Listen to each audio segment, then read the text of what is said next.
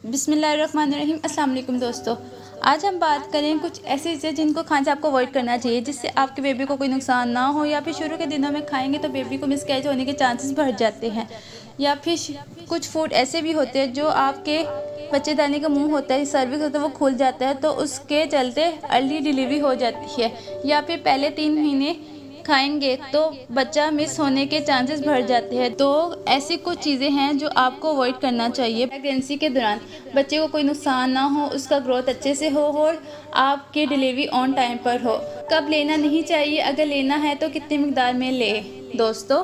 Number 1 पर Ajinomoto salt Chinese food में डाला जाता है। यानी आपको चिकन मंचूरियन बहुत ज़्यादा पसंद है या नूडल्स बहुत ज़्यादा पसंद है या नूडल्स बहुत ज़्यादा खाते हैं तो वहाँ पर ख़ास तौर पर बोल लेना कि अजीनोमोटो सॉल्ट ना डालना। आप चाइनीज़ फूड तो खा सकते हैं, घर में अच्छे से बनाकर खाएं, लेकिन अजीनोमोटो सॉल्ट नहीं डालना चाहिए जो कि आपके बेबी के लिए अच्छा नहीं है दोस्तों।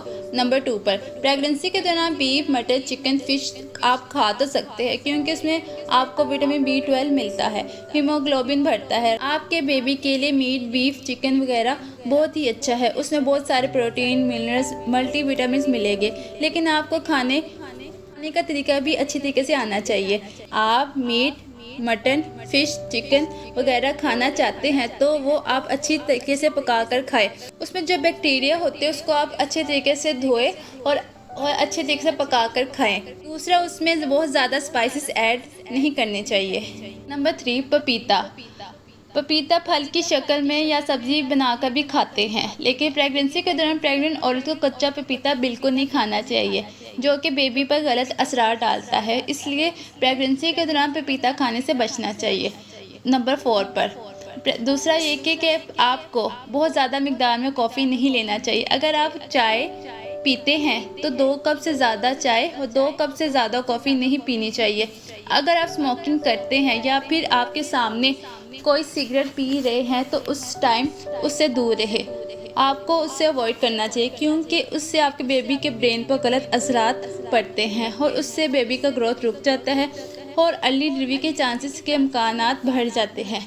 तो आपको अल्कोहल, स्मोकिंग वगैरह कोई कर रहा है या आप करते हैं तो आपको बिल्कुल बंद कर देना चाहिए दोस्तों। नंबर 5 पर करेला।